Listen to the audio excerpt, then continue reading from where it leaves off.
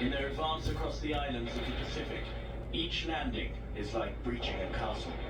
As the Allied troops try to land their ships on Japanese beaches, they're greeted with volleys of bullets. It's a bloodbath. Once you move to the Pacific, you can isolate the islands that the Japanese forces are on, but there's no deception about where you get to land, and generally there are very limited areas. In the Pacific, as the Americans realized, you have coral atolls. You have much more difficult landing operations, often sort of smaller, patchier beaches. Reefs just offshore from the beach that can wreck normal landing craft coming in. The landings in Tarawa in 1943 end up being a disaster because they simply don't have the right charts. Troops get stranded, they get machine gunned in the water, they never get ashore. In the first stages of amphibious invasions, monthly US casualties increased by 1,000%. Something must be done to Trying to make me not let be able to film it. It's moving. The solution lies I'm making it hard to hold the camera, so I don't know what exactly it's doing. Andrew Jackson Higgins, who lived and worked here in Bayou Country, Louisiana. Throughout the 1920s and 30s, Higgins had supplied the developing oil and gas wells. To service these sites, he had designed and built several shallow draft craft capable of carrying heavy loads in depths of less than 2 feet of water. Now, Higgins has read about the problems faced by the American troops in those early Pacific landings, and he realizes that these boat hookers could be the answer. They can actually save American lives. Higgins' boats are tested, effective, and can be easily mass-produced. But once again, the government's monolithic military bureaucracy has other ideas. Somewhat predictably, you've got these bureaucrats at the US Navy Board who are absolutely determined to use the landing craft that they'd commissioned and designed internally, despite the fact they were obviously bad.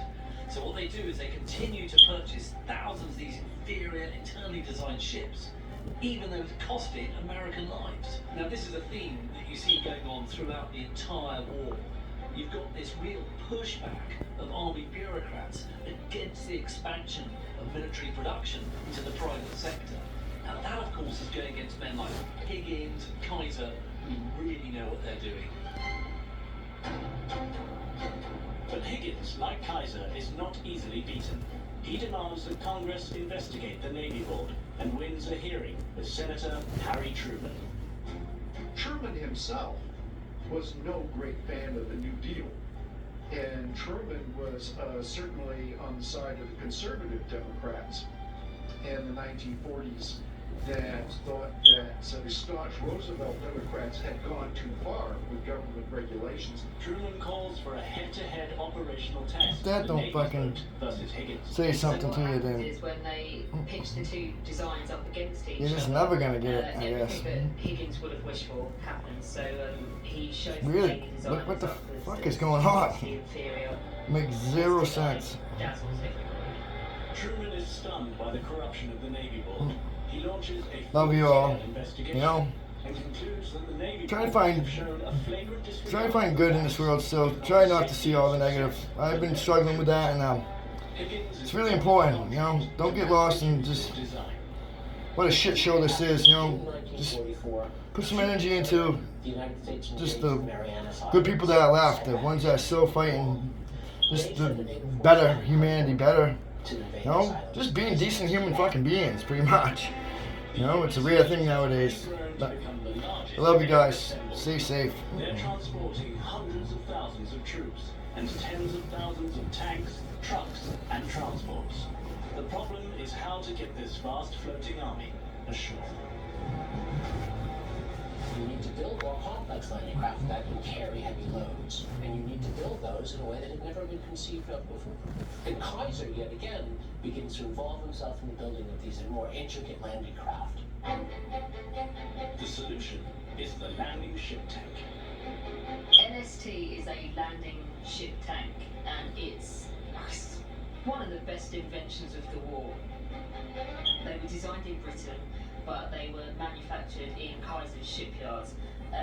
They're monsters. They're capable of holding 20 tanks, 27 vehicles and almost 200 men and carrying water shore. But these ships are 100 meters long and sturdy enough to transport dozens of heavily armored vehicles. The construction of this new design of ship will be no simple task. The building of LSTs is listed absolute top priority. The shipyard set to work immediately. Orders for materials have already been placed before the design is even completed. And before a test vessel has even been constructed, the blueprints are sent off and the contracts fought over and awarded. The Kaiser shipyards take one of the largest. Lack of planning is useful because it enables the whole production process to be much more nimble. If you have a rigid plan with fixed targets, rigid designs as to what you're going to produce, how you're going to produce it, then if something unexpected happens, or you find that something you're doing is not working, it's very hard to change course, to suddenly reallocate resources, retool factories. The whole system has a quality of much greater flexibility. April the 1st, 1945. The Americans are ready to launch what could be the decisive battle for the Pacific. The Battle of Okinawa, the largest amphibious assault in the Pacific theater of war. 1,457 landing craft and warships approached the island of Okinawa. The size of the American force landing at Okinawa is astonishing. The battle lasts almost 3 months, and in that space of time, 20,000 Americans and 110,000 Japanese are killed. It's the bloodiest battle of the Pacific War. From here, the Americans have their platform to reach the Japanese mainland. On August 15, 1945, Japan surrenders. The history of World War II is often depicted as a story of generals and wartime leaders, of competing military strategies. But more than any war before or since, the Second World War was a war of production. And it would transform America, leaving it with a role on the world stage it had not wanted. During the attack on Pearl Harbor, the United States has 4 aircraft carriers. By the end of the war, they have over 100. These are extraordinary epochal transformations in the capacity of the United States to act at a world level. By the end of the war, the US Navy was very much larger than the Royal Navy. It's a great world historical transition that takes place. On the morning of the attack on Pearl Harbor, the United States Navy had 17 battleships, 8 aircraft carriers, 112 submarines, and no amphibious vehicles. A total of 790 active naval military vessels. By VJ Day, the Navy had expanded to 23 battleships, 99 aircraft carriers, 232 submarines, and 2,547 amphibious vehicles. A force of staggering size, totaling 6,768 active naval military vessels. The US Navy accounted for 70% of the total naval force on the planet. But at the end of the war, the Richmond shipyard shut down. So did Bethlehem Fairfield. They had worked at breakneck speed for 4 years. They had changed the course of the war and of history. But their task was complete.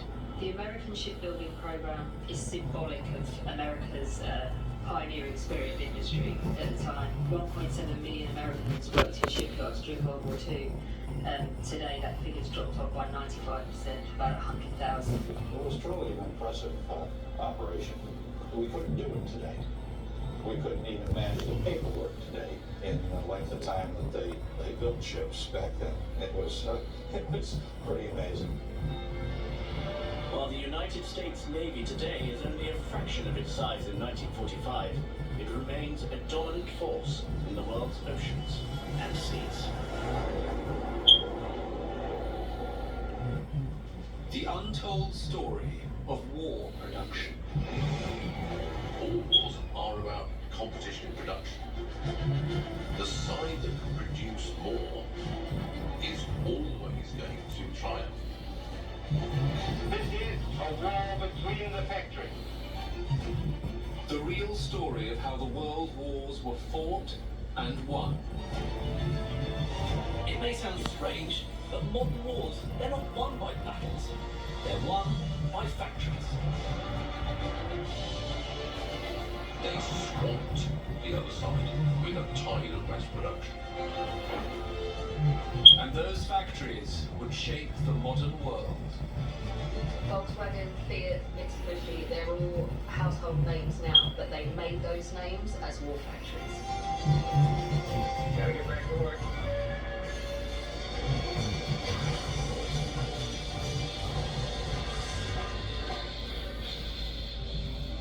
In August 1939, a group of scientists composed a letter to President Franklin Delano Roosevelt. The letter was written by Albert Einstein, the most famous physicist in the world at this time. And he says that due to recent research on uranium, it was possible that you could create a massive amount of power by splitting the atom, and that if you could harness that power, then you could conceivably make it's showing a picture of something. Well, essentially the fear was that Nazi Germany Look at the picture it's drawing. potentially war-winning weapon, a weapon capable of destroying cities. It's coming in all itself, potentially right? more current armament and military capabilities. Look how much is coming in. Roosevelt doesn't get around to reading the letter till about It's drawing a October, picture and for when us. he does, he realises he has to have the research done. Something matters to Roosevelt, he can act very quickly. And what's Look at the picture it's how drawing. quickly he gets the physicists in to talk to him, and how soon he starts putting into place an American program. And it was in response to Albert Einstein's letter to the president that the Amazing. Manhattan Project was born. But the Manhattan Project was just the beginning of an Amazing apocalyptic stuff. tale about the nuclear war factory that would span the American continent and ultimately threaten the world.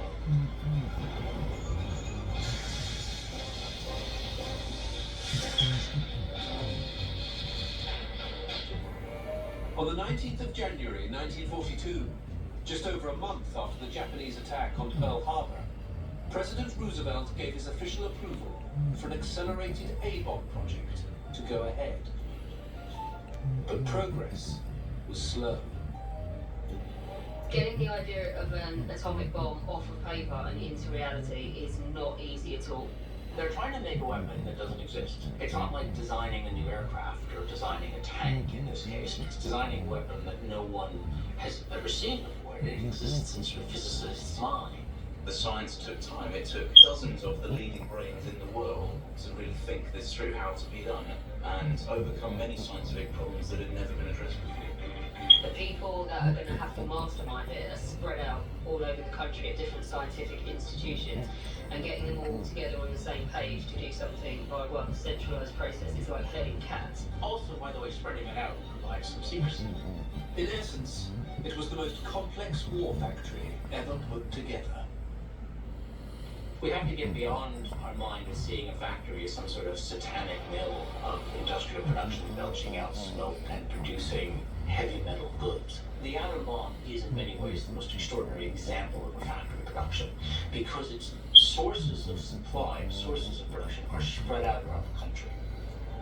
President Roosevelt soon realized that he couldn't just leave this to the scientists.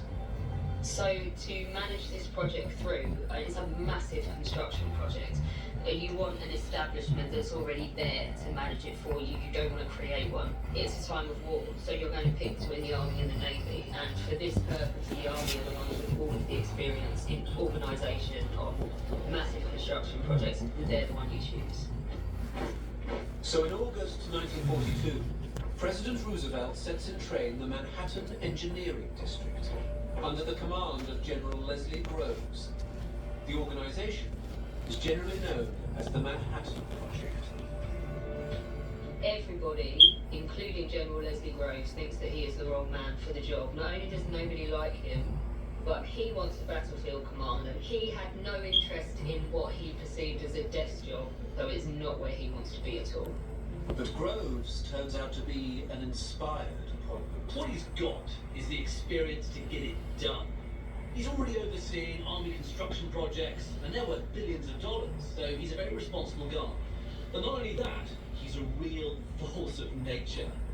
When he's given the job, some comedian tells him at the beginning, yeah, all of the research and development's already done. All you've got to do is take it off the paper and put it into being, and then you're going to win the war for us. And he pretty much immediately realises this is absolute bull. Because to build the bomb, General Groves needs 5 things in place. He needs a design. for the bomb. He needs a boss source of uranium, He needs a nuclear reactor to put it in. and then he has to replicate that never-done-before reaction on an industrial scale. And then he needs to put it in an aeroplane, which will fly at 3,000 miles and drop it with pinpoint accuracy onto an enemy target. You know, when he takes up the job, he's got none of those things. Groves does have one thing in his favour. The appointment of J. Robert Oppenheimer to oversee the scientists designing the bomb. Though at first glance, he might not have seen it that way. The relationship between the two is uneasy at times. They do clash, but they actually are productive in terms of war. Now, what brings them together, I think, is that they're worried about Germany. The idea of Nazi Germany, Adolf Hitler, developing an atom bomb is so terrifying to these physicists that they're willing to accept the kind of military authority needed to put the whole operation into being.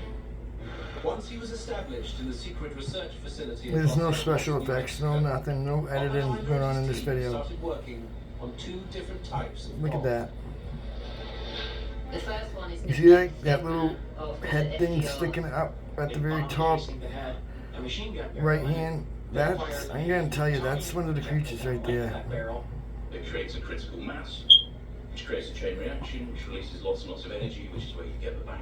Good drawing it bomb makes, though. is nicknamed Fat Man after Churchill.